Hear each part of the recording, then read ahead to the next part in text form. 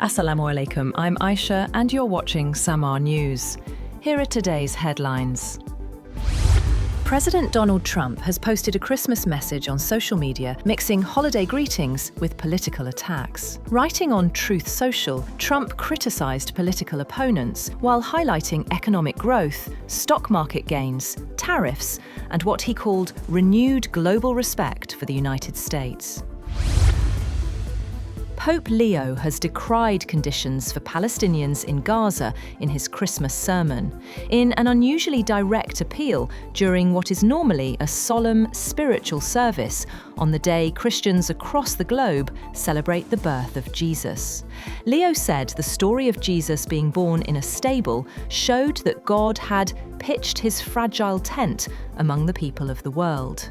In Thursday's service, with thousands in St. Peter's Basilica, Leo also lamented conditions for the homeless across the globe and the destruction caused by the wars roiling the world.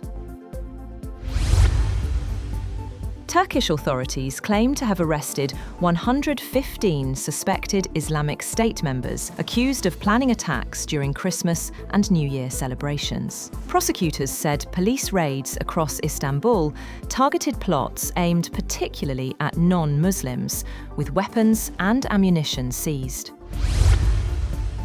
Bangladesh Nationalist Party acting chairman Tarique Rahman has returned home after nearly 17 years in exile, drawing massive crowds in Dhaka. The BNP hopes his return will energise supporters ahead of February elections, seen as critical to restoring political stability under an interim government. Meanwhile, addressing large crowds in Dhaka, Tarique Rahman pledged unity across religious communities and said he has a plan to build a democratic and economically strong Bangladesh ahead of February elections.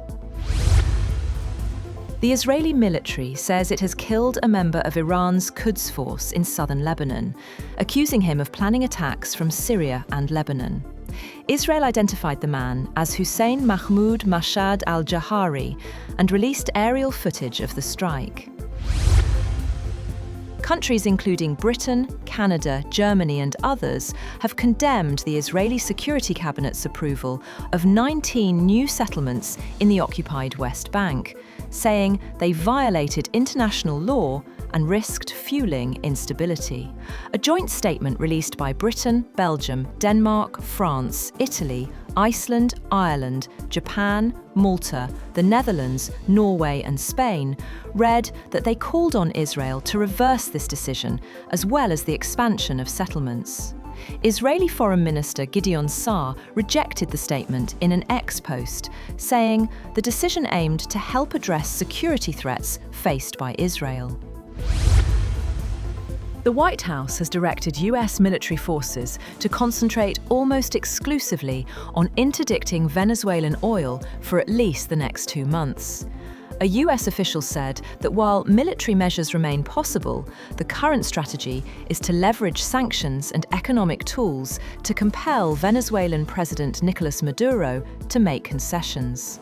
President Donald Trump has privately urged Maduro to step down, warning that Venezuela could face an economic calamity by late January if the government does not comply with US demands. The Kremlin says it is analysing documents on ending the war in Ukraine, delivered from the United States by Special Envoy Kirill Dmitriev.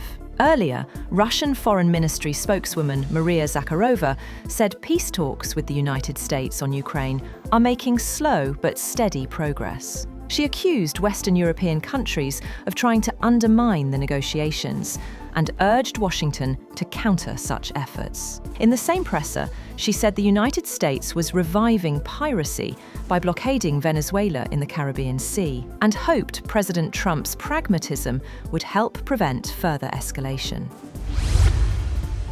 North Korea's Kim Jong-un has sharply criticized a new nuclear submarine agreement between the United States and South Korea, calling it a direct threat to regional security.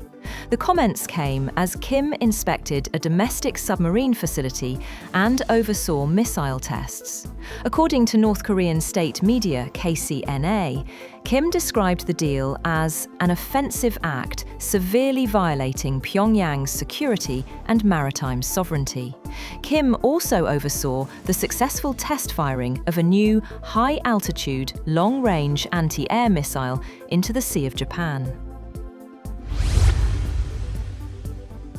A helicopter has crashed on Tanzania's Mount Kilimanjaro, killing 5 people. Tanzania Civil Aviation Authority said in a statement that the helicopter crashed near the mountain's Barafu camp. Media reports, citing Kilimanjaro region's head of police, reported that the helicopter was on a medical rescue mission. They claimed that among the dead were a guide, a doctor, the pilot, and 2 foreign tourists, without giving the tourists' nationalities. China has accused the US of distorting its defense policy in an effort to thwart an improvement in China-India ties. Foreign Ministry spokesperson Lin Jian said China views its ties with India from a strategic and long-term perspective, adding that the border issue was a matter between China and India, and "we object to any country passing judgment about this issue." At least 5 worshippers have been killed and 35 others injured when a suspected suicide bomber detonated an explosive inside a mosque in Maiduguri, the capital of Nigeria's Borno state, during evening prayers. No group has claimed responsibility for the attack. The blast at the Al Adam Mosque occurred as congregants gathered for evening worship. The US Justice Department has found more than 1 million more documents potentially tied to convicted sex offender Jeffrey Epstein, delaying a full release for weeks while officials redact details to protect victims. In a message shared on social media, the Justice Department said more than 1 million additional documents potentially related to Epstein had been uncovered by the FBI and the US Attorney's Office in Manhattan, without elaborating on when or how the documents were found. That's all for now. For more updates, visit www.samaa.tv. Thank you for watching Samaa News.